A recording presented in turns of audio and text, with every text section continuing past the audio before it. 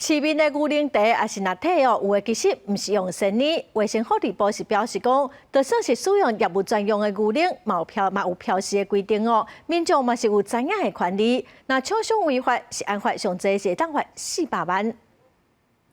市面上的牛奶饮品有真侪种，包装写讲特级牛奶，也是智能牛奶，但是内面敢是真正牛奶？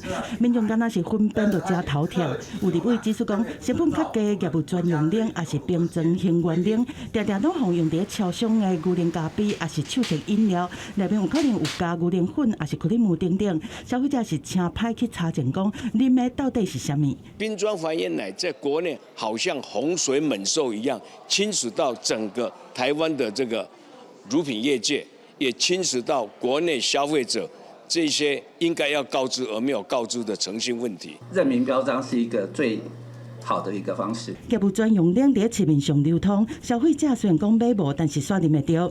根据农业协会统计，以冰装型原奶做例，2014年国内进口量是1812吨，但是去年却有26368吨这么多，这嘛打击到国内本土饲奶牛农的生存。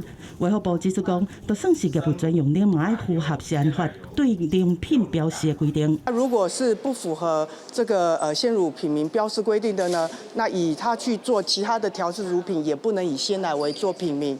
那依照食安法的规定呢，如果是属于夸张、易生误解，那是可以裁罚4到400万。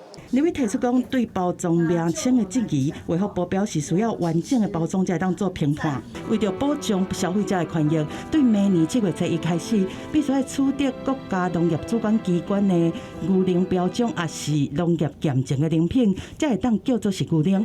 对后年7月初1开始，其他的加工饮品嘛必须做伙来修正品名，以符合饮品标示的规定。